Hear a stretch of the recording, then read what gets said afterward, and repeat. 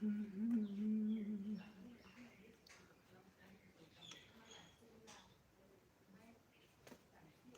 जानायनि सिगां दसे लाइभआव फैदों लोगोफोर एसे सानजौफु टाइमाव आरोना ओरैनो जास्ट मथा मथि जेबो माबा गैया आरोना ओरैनो जास्ट टाइम पाससो आङो लाइभआव फैनाय जादों मानो होनना बुङोब्ला आङो एकदमबारे भुटान बर्डारावसो दंफैयो आरोना दिनै एसे बिखुनजोफोरनाव आलासि जालाबायफैदों ओमफ्राय कमेन्ट खालामनो हागोन दे लोगोफोर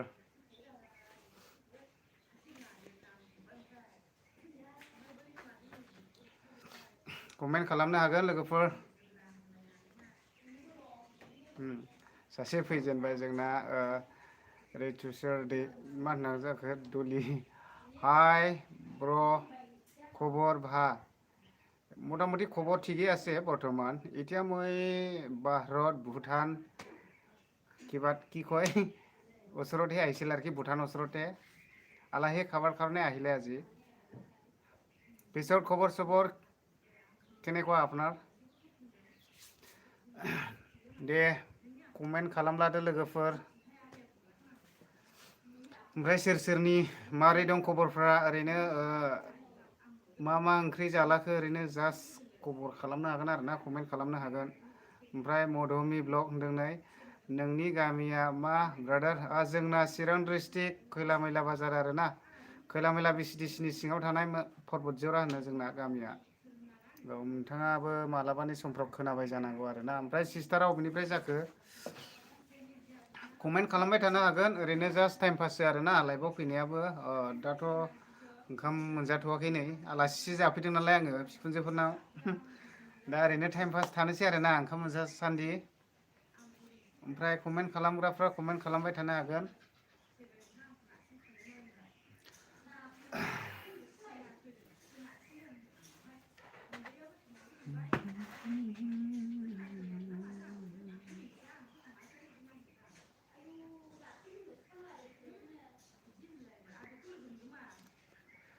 কোনে কোনে লাইভত আহিছিল চবে কমেণ্ট কৰি দিব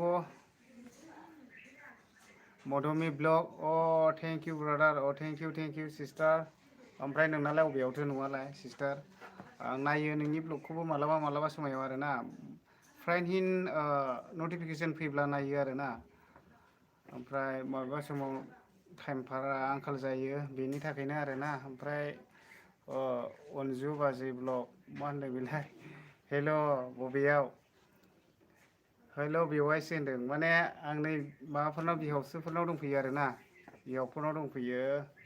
माबायाव 9 नं बिटिनियाव आरोना ओमफ्राय ओंखाम मोनजायाखै ओरैनो जानायनि सिगां टाइम पास टाइमाथ' जाथ'वाखै नालाय ओरैनो लाइभआव फैबाय आरोना ओमफ्राय नोंलाय अबावथो दं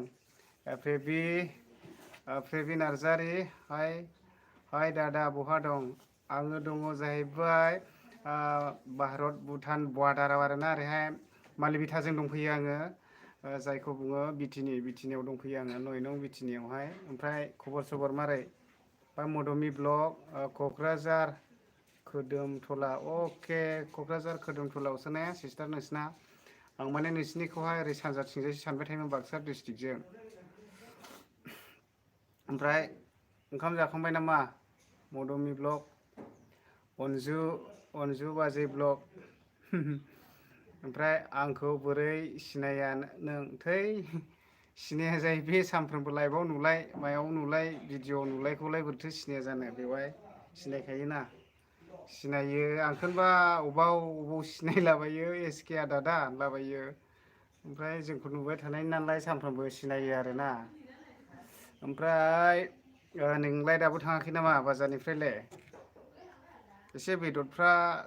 माबासो लांदो बै सानजाहा हांनान जानायनि केपासिटि आलासि जालांनोसै ओमफ्राय मा होनदों कमेन्ट खालामबाय थादो अजन दासआ मा होनदों मा खालामदों दादा दङ ओरैनो मथा मथि ओंखाम जानायनि सिगां ओरैनो टाइम पास लाइभआव फैदों आरोना दाथ' ओंखाम मोनथ'वाखै नालाय नै टाइम जाथ'वाखै 11थानो जायाखै दाबो ओमफ्राय आं आलासि जानो फैदों आरोना बिहावफोरनाव ओमफ्राय संगासिनो दं बिखुनजोफ्रा ओरैहाय बिखुनजो गिदिरनाव आलासि जानो फैदों आरोना भुटान बर्डाराव मालिबिथा ओमफ्राय कमेन्ट खालामबाय थानो हागोन प्रेबि फ्रेबि नार्जारिया मा होनदों मोजां दे आदा आंना खबरा अके थेंक इउ सिस्टार ओमफ्राय दैथुन मुसाहारि ओंखाम जाबाय नामा मा ओंख्रि जाखो मथा मथि ओंखाम जाथ'नाय जायाखै आलासिसो जाना फैदों आरोना आङो संगासिनो दङ बिखुनजोफोर बिबोनांफोर मा बेदर लाबोदों मथा मथि दा जाबासो मिथिसिगोन आरोना नै ओरैहाय आं एसे केमेराखौ खिथाहरनोसै आरोना नै ओरै संगासिनो दं ओइ नै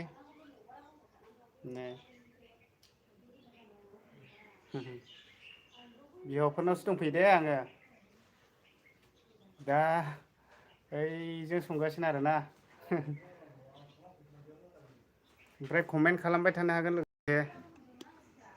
केमेराया मावदों जानांगौ दे एसे गाज्रि मोननाङा मथा मथि आं हेन्देलखौ दैदों नालाय एसे गुलुब गुलुब मावदों आरोना थेवबो कमेन्ट फरायनोसैलाय दाना मथा मथि गासिनि कमेन्टखौबो नायनो नाजागोन आरोखि ना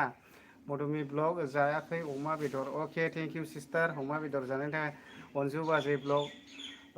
थाङाख' र' आदसा दे बेदरा बस्थासेसो लानानै थां ओमफ्राय अनसुमा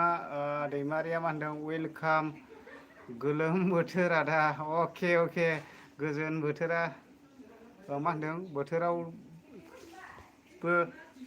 गोजांद्रायो गरम बोथोरावबो गोलोमद्रायो ओंखारगौरा थेंकिउखा मानसिनो बेखौबो हाया बेखौबो हायालै अखा बांद्राय हाबाबो अखाखौ रायो ओमफ्राय अखा बांद्राय हायाबाबो अखाखौ रायो मा जानांगौ जाखो गरम बांद्रायबाबो ओमफ्राय दा बेखायनो बोथोरा बिदिनोसै ओमफ्राय अनजु ब्लग आं लाजियो न' गैया आंनिया जोसिनासो फैजोबगोन आङो र' मालाबा थांबा लोगोफोरखौ गोबां लाना फैगोन आं दाम 12 जनसो फुरा राइदिंनि मानसि गोजा र' हिमालया पार्टिखौ लानानै फैगोन आं गोम खाव होजोबबोगोन मालिबिथा जोंहाय खुहाल' आखुनि खुबोगोन आङो ओमफ्राय नोंसिनि बैग्रि बागानाव साफा जाना ब्लद र' बैग्रिल' थायथों दे 100% खालामगोन आं बेखौ र' नायल' नोङो ओंखायनो नुदोंना नंगौ नुदों बे एसकेया ओरैनो बुंदोंना नोंनिखौ बुंदों नायदे र' नोंनि बैग्रि बागानाव अनजु ब्लग थिग खालामगोन आं र'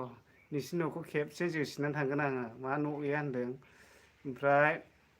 मा जिउमा नार्जारि होनदों नै माब्रै दं गुमै दङ जिउमा बिबोनांफोर मोजाङैनो दङ ओमफ्राय मा होनदों नै Lokhosri official blog thank you Lokhosri official blog आंनि लाइभआव फैनायनि थाखाय हाय होनदों नै औ हेल' नों हाय होनबायला हेल' ओमफ्राय खबर सबर माब्रै बि फैथों ओमफ्राय बबाव दं आदा आं माने दंफैयो जाहैबाय भुटान बर्डार आरोना जेखौ बुङो मालिबिथा ओमफ्राय आं बिहावफोरनावसो फैदों ओरैनो दिनैथ' मालि बिथाया बाजारमोन नालाय ओमफ्राय ओरैनो जास्ट टाइम पास फैबाय आङो खामानियालाय दंमोन गय जावफुनानै गायनांगौमोन ओमफ्राय एसे आलसिया दब दा मानसिया ओंखायनो सायदुंखौ बानानै दिनैहाय आलासि जानायसो हाबाफारि लाबाय आङो ओमफ्राय गाबोनफोर ट्राइ खालामि सायदुं बांद्रायबाबो एसे बालायलाङो माथो खामानि मावनोनो ओमफ्राय बे नार्जारि ओमफ्राय न'नि गासैखौबो देखाय आदा दे र' दा देखायगोन आङो एसे संदों खावदों नालाय खामानियाव एसे बेस्थ'थ' आं दा देखाया आरोना भिडिअ नुगोन भिडिअआव दा लाइभआव देखायथ'ला आं माने भिडिअ लानानै फैगोन आरोना बिहावफोरनाव आलासि जाफैनायनि नेक्स्टआवहाय नायबानो जाबाय आरोखि ना ओमफ्राय र' कमेन्टखौ नायगासिनो नायगोन कमेन्ट खालामबाय थानो हागोन आरो ना जायफोरा कमेन्ट खालामनो गोसो अनसुमा दैमारि आइ एम फ्रम सान्तिपुर दादा अके आदा थेंक इउ सान्तिपुरनिफ्राय हरनायनि थाखाय गोजोननाय थाबाय ओमफ्राय खबर सबर माब्रै अनसुमा दैमारि ओमफ्राय गरम मोनदोंना मोनाखै गरमाखौ रायज्लायजायालै ओरैबायदि माने गय बागान सिङाव थानायखाय एसे थान्दा मोनदों आरोना अयथासार गरमाथ' गरमखा ओमफ्राय अनजु बाजै ब्लग फिथाइ थायाखै बैग्रिया फिथाइ थायनायजों खोथा गैयालै फिथाइ थायलायनाङा बिफां बारियावनो मै होनानै ब्लद र' नायलानो जाबाय नोङो ओंखायनो होनदोंला दा बर' राइडार फैगोन फैलाव फैगोन टिभि ब्लग फैगोन माबा फैगोन आं ओरैहाय लिंहरजोबगोन ना डिके ब्लगमोनखौ लिंहरगोन आङो हिमांसुमोन फैगोन जियारानि फैगोन आलदा बैग्रि बारियाव ओमफ्राय मा होनदों नै दैथुन मुसाहारिया होनदों नै दिनैथ' बागमारा बाजार दा बा नंगौ बागमारा बाजार मथा मथि पार्क मोनसेल' गिदिंना फैबाय आरोना ओमफ्राय आं बाजारखौ हाबाखिसै एक्सुलि बेलासियावसो गिदिर जायोनो बाजारा आफाया मोजां थांबावनाय मा ए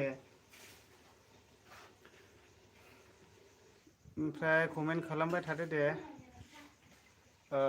अनजु दास मा होनो दादा जोंनि फारबि डि ब्लगखौ नाय दादा अके अके अनजु दास ने ओमफ्राय दाससो होदों माथो टाइटेला माने बर'बा बर' खिन्थाबानो जा बर'आथ' बर'आखा ओमफ्राय एक्सुलि आंनि मोनसे भिडिअआवहाय कमेन्ट खालामना दोनहर आं दा भिजिट खालामगोन दै मथा मथि आंनि नोंनि चेनेलाव लोगो गैयाब्ला आं दा सापर्ट खालामनानै हरगोन जेखिया जा आंनि चेनेलाव मोनसे भिडिअआवहाय हाय बा हेल' खालामबानो जाबाय आरो ना आं दा चेक खालामगोन दे ओमफ्राय नायगोन दे आंनावहाय सापर्ट गैयाब्ला खालामगोन आं गासैनिखौबो खालामनानै होखायो एक्सुलि दा बिदिनो खालामबानो जाबाय आरो ना ओमफ्राय बि फैथोङा मा होनदोंमोन मा होनदों नै बि फैथों बहाय थांखो नोंनि भिडिअ आरो मा होनदों सोमदोननिखौ नायबाय थायो हाया आं मा होनदों नोंनि भिडिअ आरो सोमदोननिखौ नायाबानो थानो हाया आं अके थेंक इउ बि फैथों ओमफ्राय बि फैथों ब्रादार नोंनि चेनेल दं जानांगौ होनदां ओमफ्राय चेनेल दङब्ला चेनेल दं होनना खिन्थाहरदो ओमफ्राय आंनि जेखिजाया जा भिडिअ कमेन्ट खालामब्लानो जाबाय आरो ना ओमफ्राय खालामखायो जानांगौ ओमफ्राय मथा मथिथ' आरो आं गासैखौबो रिप्लाय होखायो हानायखिनिखौ आरो ना ओमफ्राय जायफोरनो होनो हास्लाबाखै बेखौ माने गावनिनो सासे फिसा इउटुबार साननानै निमाहा होबानो जाबाय आरोखि ना अनजु बाजै ब्लग सानथामसोनि जाना लाखादो बेवहाय जायालै गरमाव जानो हाया सानथामख्लायनि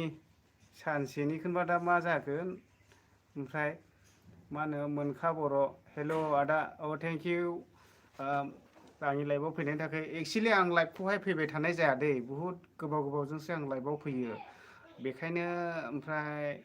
माबाफ्रा एसे खम जायो आरोना लाइभआव फैनायफ्रा जायफ्रा लाइभआवहाय जइन जाबाय थायो बिसोरथ' आरो फ्रायनि लाइभखौ होबाय थायोब्लाथ' आरो अयथासार माबा जाखायो सिगांफोर लाइभआवहाय थाबाय थानाय समाव बुहुद कमेन्ट माबा फैसोमोन ओमफ्राय एक्सुवेलि आं लाइभखौ बुहुद खम थानाय जायो दा बेनि थाखायनो एसे खम जायो आरो थेवबो जाखिनिया दं थेंक इउ आरो ना आंनि लाइभआव जइन जानायनि थाखाय आं कमेन्टखौ नायलांगोन दै ओमफ्राय मा जाखो नोंना माथो आंनिलाय हिन्जावासो कमेन्ट खालामलाबायखोब्रा ओमफ्राय बेन्जामिन मुसाहारि हाय होनदों नै हाय ब्रादार ओमफ्राय बिटुएल बसुमतारी हेल'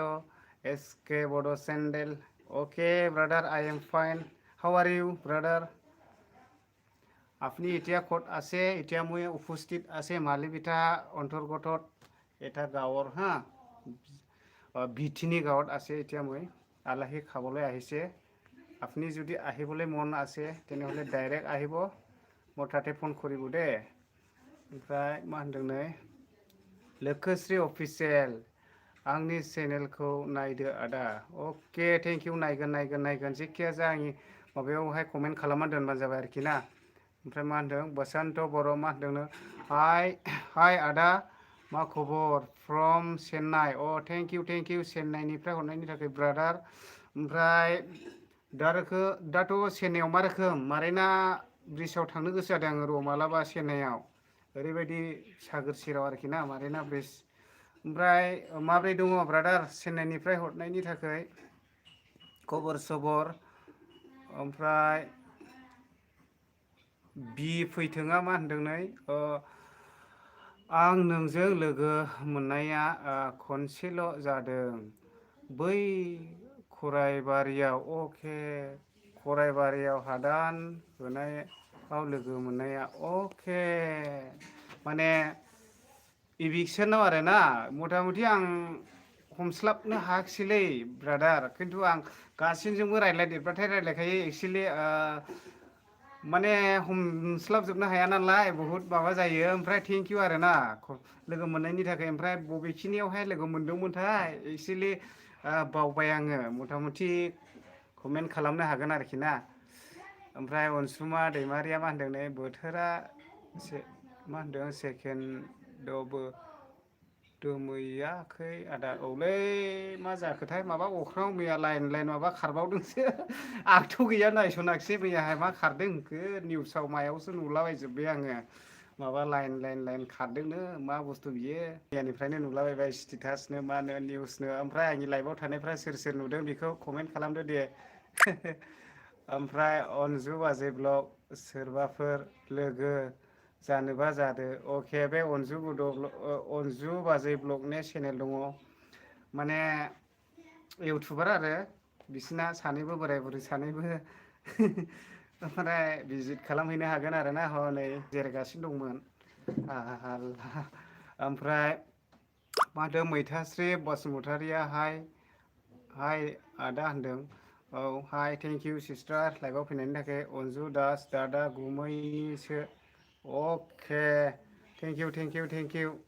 बिगुमैनि माबाजों हरनायनि थाखाय ना थेंक इउ ओमफ्राय सिस्टार अबेनिफ्राय जाखो कमेन्ट खालाम ओमफ्राय बि फैथों आं फरेस्टआव थायो दानि गोदानाव अके आसा थेंक इउ ब्रादार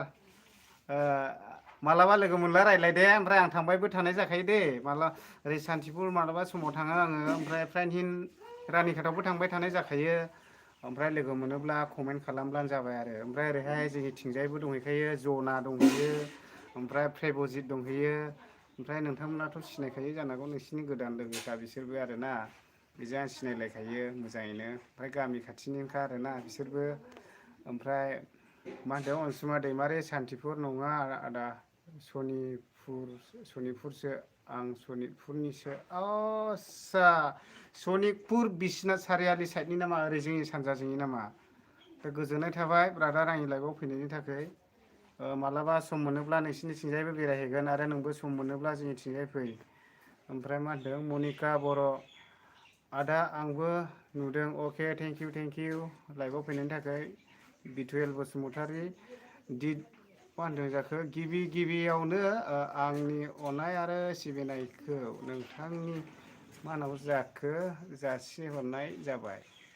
बे अख्राङाव खारनाया जाबाय मा होनदों सेटेलाइटसो अके सेटेलाइटआनो जाखागोन ओमफ्राय नोंथाङाबोथ' एकदमबारे माबायाव फरायनायनिखा नालाय मा होननांगौ जाखो आङो साइन्सआव फरायनायनि सेटेलाइटआनो खारा मथा मथि फ्राइन हिन्द ना बेखौ अनेक माने साइन्टिस्टफ्रा माबा मोनसे खालामनोबो हागौ ना मथा मथि मानसिनिथ' आरो नुब्लानो दाथ' ससियेल मिडियानि जुग ना बेनो आरोखि ना फिसा माबाब्लाबोथ' माबा जालांखायो फैथों माने जना मोनजों ज' थायो अके माबायाव उनदां ने ब्रादार बै खुंग्रिङाव उनदां ने खुंग्रिङाव जानांगौ ओमफ्राय फ्राइन हिन्द मालाबा लोगो मोनबा रायज्लायबानो जाबाय नोंसिनिथिंजाय थाङोब्ला आरोना गोजोननाय थाबाय ओमफ्राय ओंखाम जाखांबाय नामा ब्रादार फैथों ओमफ्राय माबा मैथास्रिया मा होनदों मैथास्रि बसुमतारी आंबो नुवाखै आदा अके आंबो नुवाखै नायसनाखै मथा मथि जोंना आदा कार्लसनि बिल्डिं गोजौआवसो दंमोन आङो बार गोजोन जादोंमोन मैयाहाय ना ओमफ्राय आं भिडिअ इडिटिं खालामगासिनो दं आरोना ओमफ्राय बेखौनो आं बावनानै थादों आरोना नायहरनो ओमफ्राय फ्राइन हिन्दथ' बोरै नुस्लाबबाय थानो दा बेखायनो आरो बिथुयेल बसुमतारी ला आंनि गोथां मा होनो बिजौनि सबाय बिमा हौवासानि गिटारा लाबोदोलै एसे गाबोन समफोर केबर्डआबो लानानै फैफा मावनि रोजाबनाया दे बे फैथों आदा अके खुंग्रियाव थायो औ मालाबा लोगो मोनगोन ब्रादार र' आं थाङोब्ला नोंसिनोहाय माबा होगोन आङो ना जना मोनाव कल खालामगोन ओमफ्राय बेरायबोगोन आरोना नोंसिनि माबायावहाय ओमफ्राय अनजु बाजै ब्लग लोगो जादो बिथुयेल नैलै अनजुजों लोगो जानांगौनो मालाबा मालिबिथियाव फैयोब्ला मना लानानै फै बैग्रि खाना लांनो बिसिना बैग्रि बागान दं आरोना अनजु बाजै ब्लगजों लोगो जानोनो लोगो जाहर ओमफ्राय मिक्स इउटुबार होनदोंनो लाइक डन दादा औ आदा अके थेंक इउ गोजोननाय थाबाय आंनि लाइभआव फैनायनि थाखाय ओमफ्राय मिक्स इउटुबारा नाइस होनदों नाइस ब्रादार बिना बसुमतारी गुड मर्निं ब्रादार ओमफ्राय खबर सबर माब्रै दं रिना बसुमतारी ओमफ्राय बिटुएल बसुमतारी होनदों नै हान्थु लोरफो लोरफो समाव नि गिटारा लाबोलै होनब्लासो जागोन दा आंनाव गिटार गैयाना ओमफ्राय लाइक डन अके अके सिस्टार नाइस ओमफ्राय मा होनदों निउ कमेन्ट फुल वाच खालाम अके अके थेंक इउ सिस्टार ओमफ्राय नोङो चेनेल दं ना मा दं जाखो रिना बसुमतारी ओमफ्राय बिटुएल बसुमतारी आदसा अनजुनि नाम्बार गैया नोंनाव आं लायाखै माने आं बेवाइसो बोरैथो रायलायनो आंलाय बेवाइसो जायो आङो लायाखै आङो ओमफ्राय कमेन्ट खालामनो हागोन दे सोदोमस्रि बड' ब्लग औ हाय आदा थेंक इउ सिस्टार लाइभआव फैनायनि थाखाय सोदोमस्रि बड' ब्लग ओमफ्राय ओंखाम जाखांबाय नामा बारा गोबाव थाया दे लोगोफोर दसेल' थागोन आङो र' दे दसे उनाव फैफिनगोन आं अके थेंक इउ रिना बसुमतारी दा फैफिनदो टावार बेंक लाबोखादो आङो नै बेटारि जोबोब्ला माने बे 10,000ल' पावार नालाय पकेटाव लाजायो बै 20,000 हले एसे गिलिर जायो बेखौ गारबोदो आङो ओमफ्राय नैबेखौ लाबोनाय जादों आरोना जों बेटारिनि मालाबा समाव प्रब्लेम जायो नालाय दा बेखायनो आरो ओमफ्राय मा होनदों अजन दास होनदों नै उदालगुरि नेपालपारानि आं आदा अ दादा अके थेंक इउ सिस्टार उदालगुरि नेपालपारानिफ्राय हरनायनि थाखाय ओमफ्राय नेपालि गोरों नामाब्रा सिस्टारालाय दे नेपालि गोरोंब्ला कमेन्ट खालामदोलै एसे आंबो एसे मोनामो आरोना नेपालिखौ उफ गोलोम बोथोर ओरैबायदि गोलोम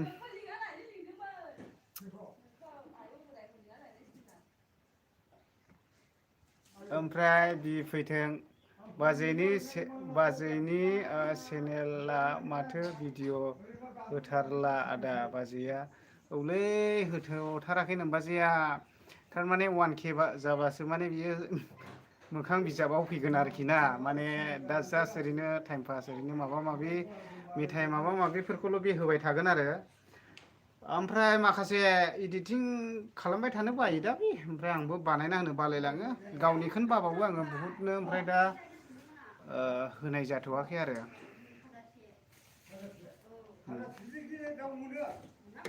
ओमफ्राय सोदोमस्रि बड' ब्लग आदा जाखांबाय नानि सुजो नोंसिनि बै प्रिन्सिपालनि नामा मा नामोनलाय इउएन एकाडेमि ने मा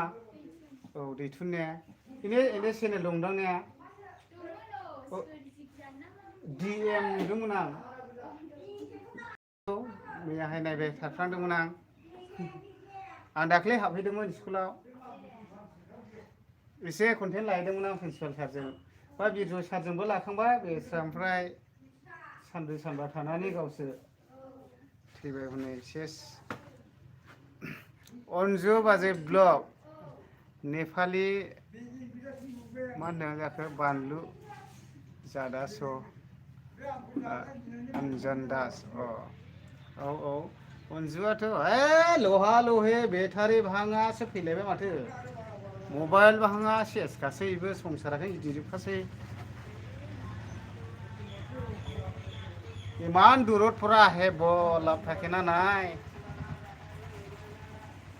ভাঙা सिङा फैदों आरो ना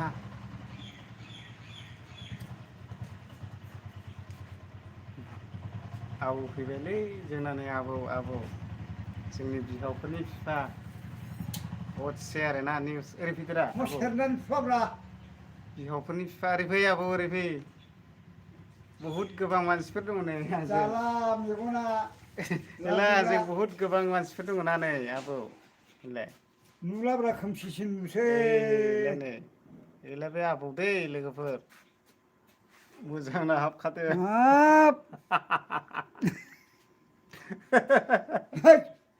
गैलालै आंना मेगना बे आबौ बियो आंनि बिहावफोरनि बिफा असे हा बाङाथिं मालिक নাই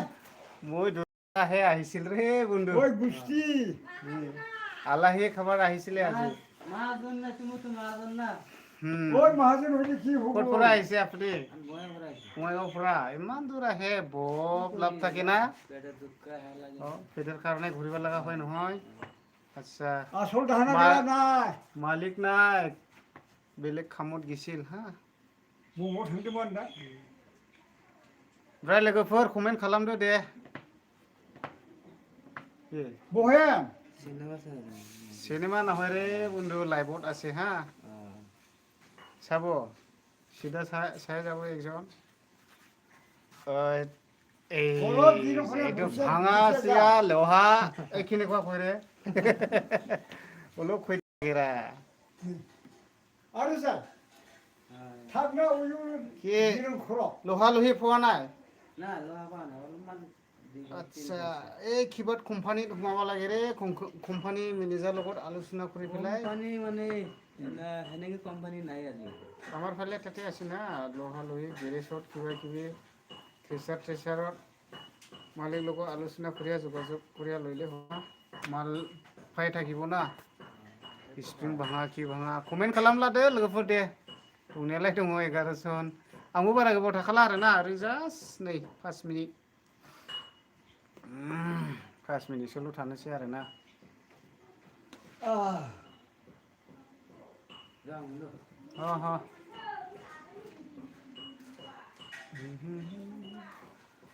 आंबो बाङा सिङा बेफारिसो जानोसै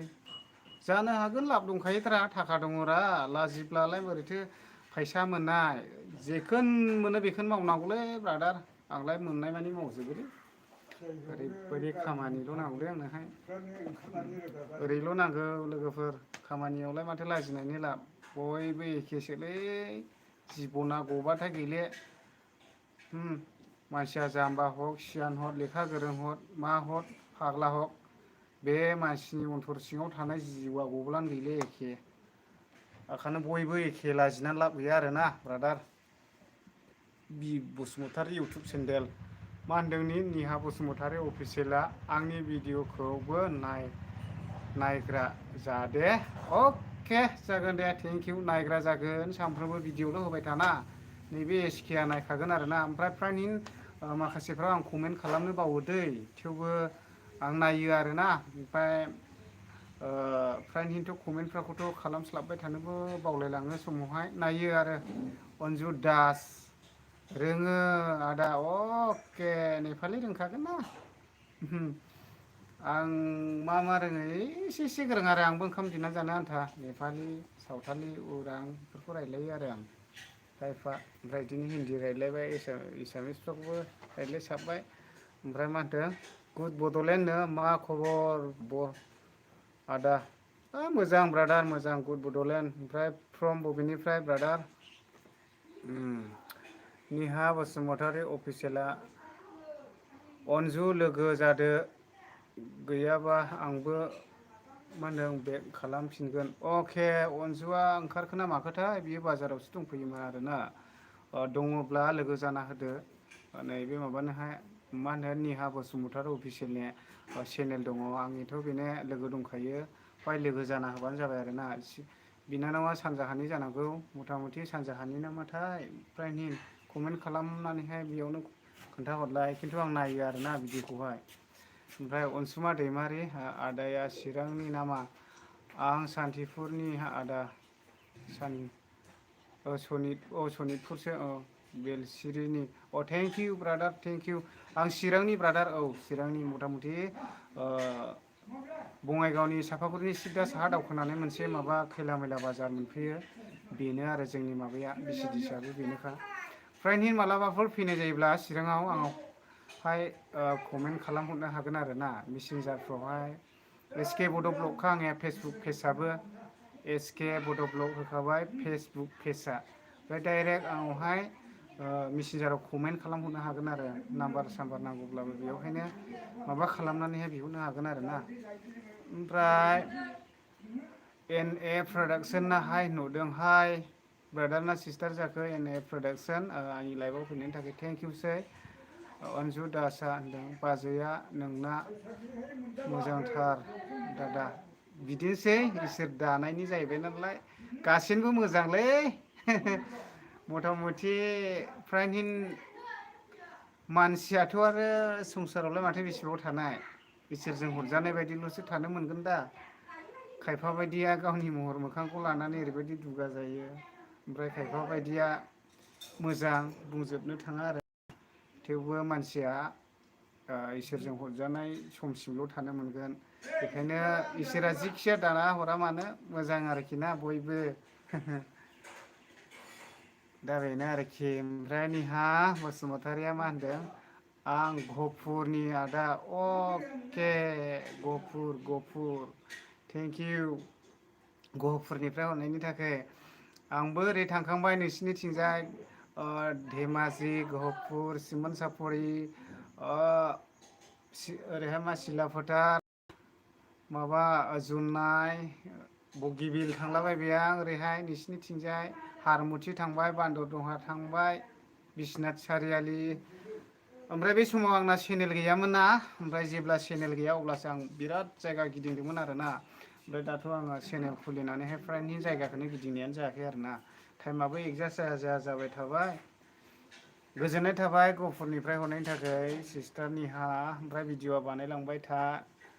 नायबाय थागोन जोंबो सापर्ट होबाय थागोन एन ए बड'लेण्डआ मा होनदोंनो औ एन ए प्रडाक्सना मा होनदों बहानि आदाया आङो चिरां डिस्ट्रिक्टनिलै ब्रादार चिरां डिस्ट्रिक्ट खैला मैला स्टेशननि सिङाव थानाय परबतझरा गामिनि आरोना आदा नोंनि मा होनदों फेभरेट ओंख्रिया मा फेभरेट ओंख्रियाथ' आं गासिनखौबो जाजोबोलै ब्रादार आं माखौ मा होननानै फेभरेट होननानै खिन्थानांगौ जाखो एक्सुवेलिथ' आङो नारजिजों अमा बेदरजोंखौहाय ओरैबायदि लोंनानै खावसे जोबग्रोयो आरोना सङोब्ला मानो होनना बुङोब्ला नारजिया गोखा जानांगोन दै आं बारा गोदैजों सोमोन्दो गैया नारजिजों अमा बेदरजों संबायब्ला खुरै गिदिरजों खुरैसे लोंनानै जोबग्रोखायो आंना ओमफ्राय फ्रायनिन गासैखौबो आं ओंख्रिखौ जाजोबो आरो मथा मथि फ्रायनिन हाग्रानि मैगंथ' फ्रायनिन आं जाजोबनाय जाखायो आरो दा फेभरेट हिसाबै बेनो आरो गोजोननाय थाबाय ओंख्रिखौ सोंहरनायनि थाखायबो ओमफ्राय निहा बसुमतारी आंनि चेनेलखौबो सापर्ट खालामहोदो थिनदो आदा अके निहा बसुमतारी अफिसियेल अननानै लोगो जालायलायदो जायफ्रा लोगो गैया लोगो जालायनो हागोन आरोना ओमफ्राय मा होनदों नै दिबानि ब्लग हेल' आदा जाखांबाय नामा जाथ'वाखै आं आलासिसो जानो फैदों आरोना बिहावफोरनावहाय ओरै भुटान बर्डारावहाय संगासिनो दङ बिबोनांफोरबो दं बिबोनां सासेया फरायनो थाहैदों बिबोनां सासेया पिअ फरायगासिनो दङ दायो आयै सुलेखा बेसेबां फरायदोंमोनलाय औ पिअ फरायगासिनो दङ औ देग्लाय पास जायोब्ला पिअ पास जासिगोन आरोना बिजि ओमफ्राय बे नानि सासेया सानैबो पिअ दै बिबोनांफ्रा आंना सासे सुलेखा सासेया माबा आरोना सासेया बे नामाखौ मा होनोमोनलाय मा औ सासेया देरसिना सुलेखा बे प्रेमिका ना औ प्रेमिका बिबोनांफोर गोजा ओमफ्राय मा होनदों Rangina Basumatary nice brother nice thank you आंनि फेभरेट बेदरा मा आरो फेभरेट बेदरा मा फेभरेट बेदरखौथ' आं मा बुंबावनो ब्रादार जों अनसुमा दैमारिया सोंहरबावदों आरोना आंनि फेभरेट बेदरा आं गासिनोबो बेदरखौ जायोब्ला मथा मथि जाबावगौमोन साननाया थायो आरोना खिन्थु आं अमा बेदरखौ जायोब्ला जादोंमोन मोनो आरोखि ना गैयाब्लाबो नोङो एसे गोबावा अमा बेदरखौ जादोंब्ला जादोंमोन सानबाय थाखागोन दा बेखायनो आङो अमा बेदरखौनो सोलेरावहाय एकदमबारे लगायजोबनो सानदोंब्ला अमा बेदर आरोखि अमा बेदरखौनो जादोंमोन सानो आङो ओमफ्राय फ्रायनिनथ' बेलेग बेदरा गोथावसिनब्लाबो एसे आंगाय होनो हाया नालाय बेखायनो आसाम ट्रेक्टरखौनो जायो आरो अमा बेदर ओमफ्राय रंगिनाथ' नायसिनखाबाय आं नायखांखाबाय ओमफ्राय फेभरेट मैगङा मा आदाना हाग्रानि गासैबो फेभरेट आरोना ओमफ्राय अनजु दास मा होनदों बेबी दादा उदालगुरि थांनोसै दादा अके बाय बाय दादा उदालगुरि थांनोसै थेंक इउ अनजु दास थांदो मालाबा समाव बेरायहैगोन आंबो दै ओमफ्राय रैखोम मुसाहारि आंनि टाइटेल आरोना ब्रादारना नारजि ओंख्रि जा गोथावखालै आदा अके बरियाखा आंनाबो अनजु दास आंनि नामा बिनुखा दैमारि दादा अके बिनुखा दैमारि आंनि लाइभआव फैनायनि थाखाय थेंक इउ ओमफ्राय नोंना चेनेल दंब्ला आं दा भिजिट खालामगोन चेनेल दंब्ला दंबा नुदो मा चेनेल आं दा भिजिट खालामगोन आरोना सापर्ट खालामगोन आङो दा बेनो आरोखि ना ओमफ्राय मा होनदों दिबानि ब्लग जोबोद मोजां आदा अके दिबानि ब्लग थेंक इउ सै दिबानि ब्लग ओमफ्राय जोबोद मा होनदों CNFL गोदा लोगो जानायनि फै अके थेंक इउ ओमफ्राय मा होनदों नै KSN blog hello' Bhai thank you brother KSN blog আপুনি ক'ত পৰা কমেণ্ট কৰিছিলে অলপ জনাই দিব মোৰ চেনেলৰ থ্ৰুত অলপ চিনাং লাগি আছে চিৰাঙৰ পৰা কমেণ্ট কৰিছিলে না এই কি কয় বাক্সাৰ পৰা কৰিছে অলপ জনাই দিব হা দে খাই থাকক দে ঠিকে আছে মই অলপ আগতে খাইছিলোঁ दे ओमफ्राय लोगोफोर मारै दंलायो कमेन्ट खालामदो 11:10 मिनिट थाबावनोसै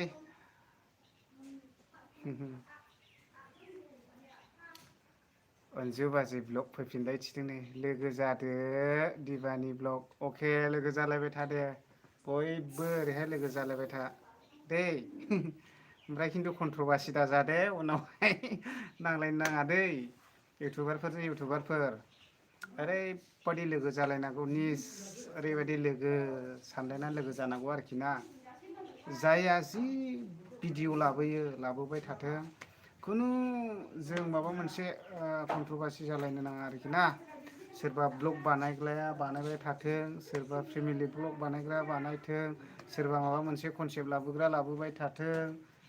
जेखि हागौ ओरैबायदि भिडिअ लाबोबाय था जास्ट माने कन्ट्रभार्सिल' जालायनो नाङा आरोना लोगोजों लोगोफोर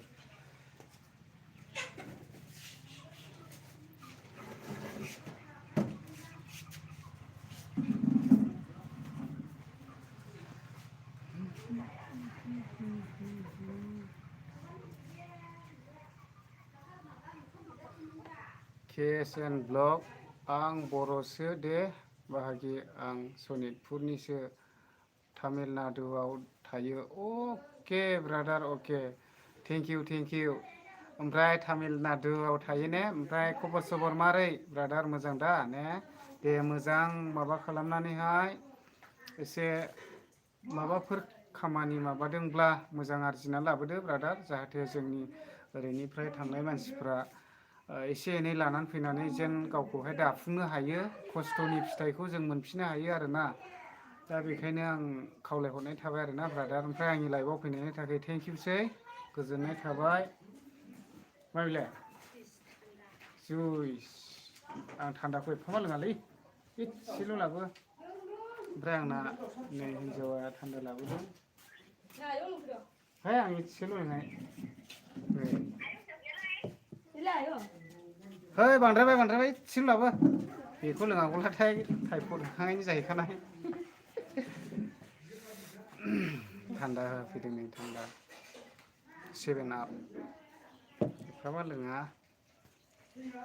बांद्रायो ओमफ्राय अनजु दैमारि आंनि फेभरेट बेदरा अमा बेदर नोंलाय आदा बेनो अमा बेदरानो अमा बेदरखौनो जायो आङो आस्सा बियाय फैदोंलै आरबि बियाय मोजां ना औ मोजां बियाय काश्मिरनिफ्राय हरनायनि थाखाय थेंक इउसैलै बियाय ओमफ्राय माब्रै दं काश्मिरावथ' थान्दा जाहैबाय दा ने बियाय आलासि जाफैदो बिहावफोरनाव बियाय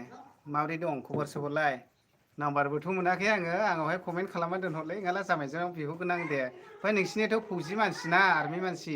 बारा रायलायलिबो एसे टाइम थानाय नङा बायदिबो मोनलायलाङो आङो नङाब्ला आं खेबसे सानखादोंमोन साननायालाय नोंसिनाव थांबा ओमफ्राय आं बिनानैबो लाफ्लाङाखिसै ओमफ्राय जामाइजाजों मालाबा आं कल खालामहरनाय जायो बिना लाजागोन दे ओमफ्राय माब्रै दं बियाय मोजां दा ने एबार सुटियाव फैला जोंनाव फैनांगौलै बियाय जोंनाव हाबफैयाला आं मानिनाय नङाथ' लायगोन आं नोंखौहाय ओमफ्राय नोंसिनि बिजनिनि बिल्डिंआ अपेनिं खालामब्ला आंसो खेबगोन जामाइजोआ भिडिअ होनो मोना ओरैबायदिखा ओमफ्राय बियाया एबार सुटियाव फैयोब्ला जोंनाव फैनांगौ डाइरेक्टनो ओमफ्राय फैयाब्ला आं लायखागोनथ' डाइरेक्ट थांनानै जै सुटियाव फैबाय एबार जोंनाव फैनांगौ आं नोंसिनाव थाङोना आं नोंसिनाव जाहैबाय दा नोंसोरो जोंनाव फैनांगौ आरोना ओमफ्राय मोजां KSN ब्लग मोजां नों बुंनाय बायदिखौनो सानदों र' अके ब्रादार माने जोंनिथ' आसामफ्राव इन्डास्ट्रिफ्रानो गैखा नालाय दा बेखायनो जोङो गावनि न'खर गारनानै गावनि बेबायदिनो बिमा बिफा जाय बाहागिफोरखौ गारनानै जों गोजान बिदेशआव थाहैनांगौ गोनां जायो दा बेनिखायनो ब्रादार एसे थाखा फैसाफ्राखौ सेभ खालामनानै आरोना जों लाब साब थाइसेखौ थाइसे थिलायनानैहाय लाबोनानैहाय न'खराव माबा मोनसे दाफुंनो हानायनि सेस्था खालामथार आरोना ब्रादार अम्बाजैया बेनो नै जोंना नै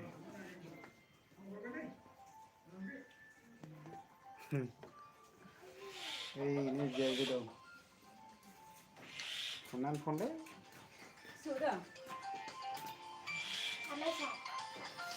बेंगलरनिफ्रायसो हरदों थिखांदो आइलायहरदो अन्जु दास ओमफ्राय जादो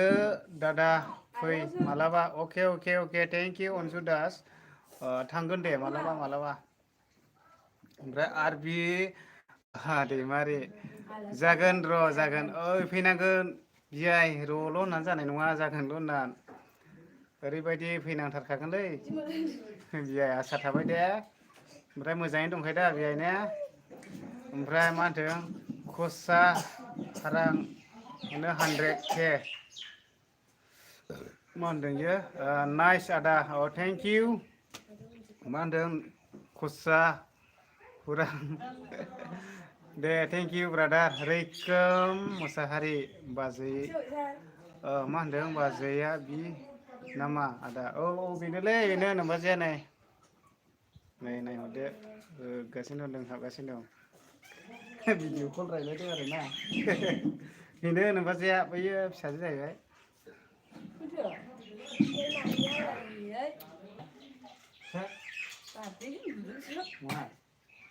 बारदैसो इलायसो फैसाया नाङो फैसायालाय फैसाया आयै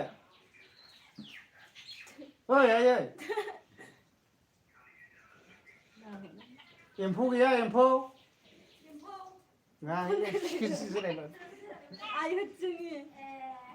एम्फौ फिसिसां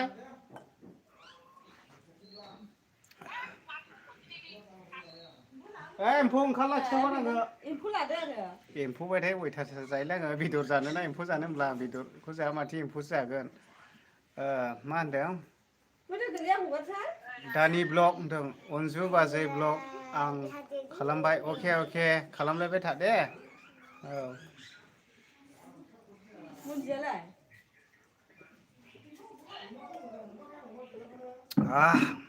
अयथासार रैखोम मोसाहारि दा फैगोन अके आंबो दोनखानोसै दे टाइम जाबाय दे नै ओमफ्राय लोगोफोर जिखिनि आंनि लाइफआव जोबजासे थाबाय थेंक इउसै ओमफ्राय नै दहाय आफा लोंहैनोसै होनदां दै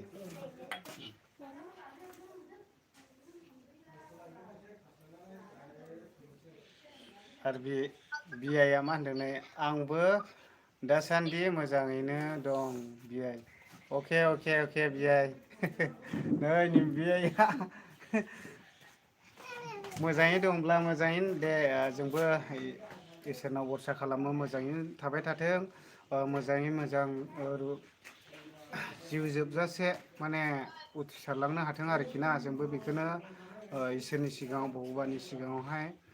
बिआइनि थाखायहाय आसा खालामदों जेखिया जा गोजान जायगायाव थाहैनांदों गावनि न'खरनि थाखाय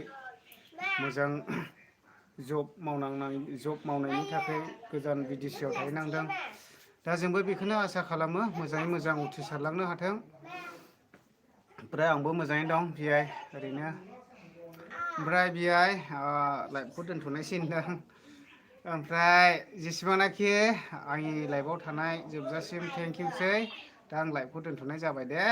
बयनिसिमबो खुलुमनाय जासिहरबाय लोगोसे बाय बाय हानि माबा होनायखौ नायस्रानोसै नेहा कमेन्ट खालामदों जानांगौ ओमफ्राय बाय बाय थ'सै दे